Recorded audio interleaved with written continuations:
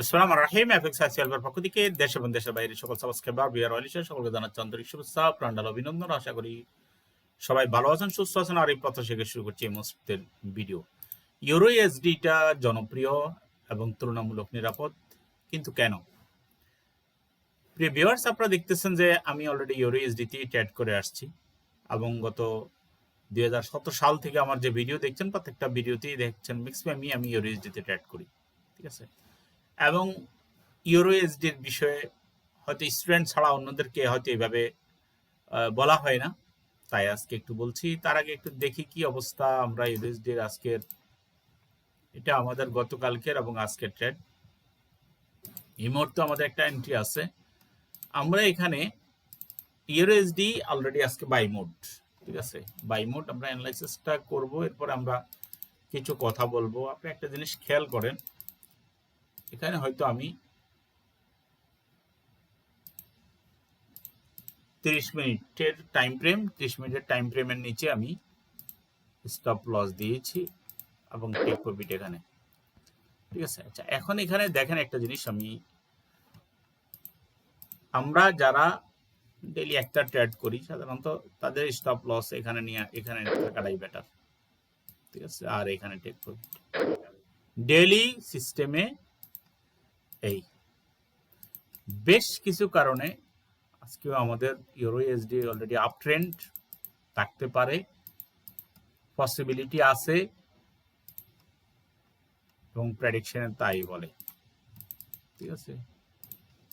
Channel draw করতে পারেন আপনি, মার্কেট নিচের দিকে কতটুকু আসতে পারে সেটাও আপনি একটু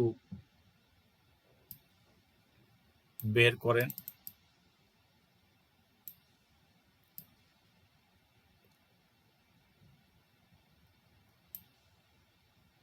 এইটা এখানে একটু আমার যে সিস্টেম, আমার সিস্টেমটা অলরেডি এভাবে হয়, যেটা সোজা কথা। আমার সিস্টেম যেটা সেটা এইটা, এবং দেখেন এখানে আমার সিস্টেমের হিসাবে তারপরেও মার্কেট বাই, ঠিক আছে। এই যে দেখেন এখান থেকে এখনো বাইরে যাওয়ার সম্ভাবনা আছে, কারণ আজকের গতকালকের যে ক্যান্ডেল হয়েছে সেই ক্যান্ডেলটা কিন্তু ঠিক চ্যানেলের একদম লগোয়া, ঠিক আছে।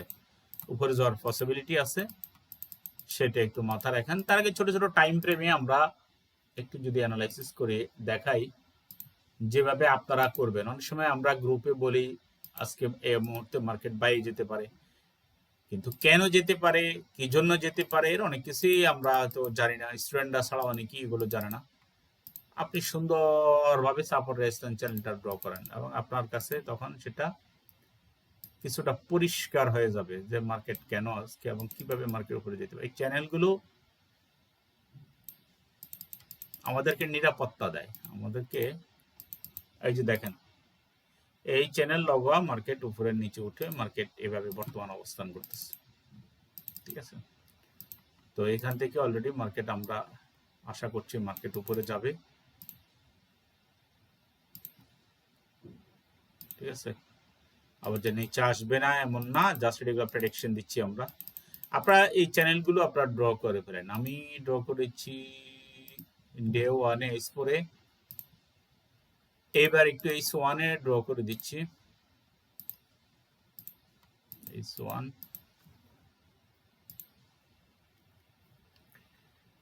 S1-এ যদি আমরা ড্র করি একটু দেখেন, কারণ হচ্ছে অনেকেই এগুলো ড্র করতে পারেন না আন্দাজে, কারো সিগন্যালের অপেক্ষায় না থেকে নিজে নিজেই সিগন্যালের প্যাটার্ন তৈরি করেন, নিজে নিজেই তৈরি করেন। যে দেখেন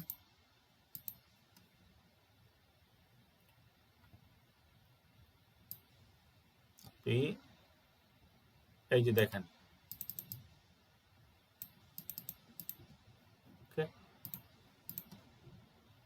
আমরা বড় করে ড্র করেছি, এখানে আসতে পারে, এখান থেকে পরে উপরে যেতে পারে। আর যদি আমরা ছোট ছোট ছোট করে করি, দেখেন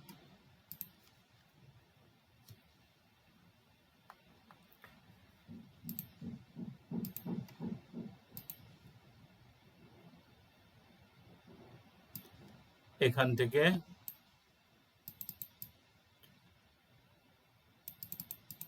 তাহলে এইটা ব্রেক করার সাথে সাথেই আমরা অলরেডি শিওর হয়ে যাব। এটা ব্রেক করে যদি উপরে যে ক্লোজ হয় তাহলে আমরা মোটামুটি শিওর হয়ে যাব যে মার্কেট আপে যাবে। আচ্ছা, এই যে H1টা আমরা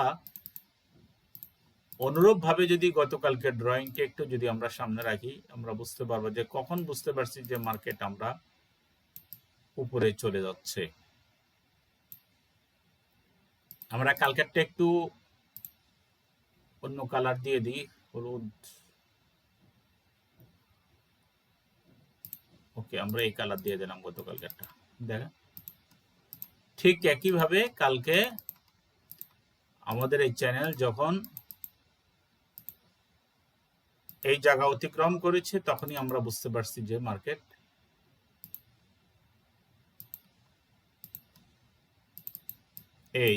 এই জায়গাটা অতিক্রম যখন করেছে, এই ক্যান্ডেলটা এবং এই ক্যান্ডেলই আমাদেরকে বলছে যে না, মার্কেট আপ শুরু হয়েছে। কোন পর্যন্ত? অনেক রেজিস্ট্যান্স লেভেল আছে, সাপোর্ট আছে।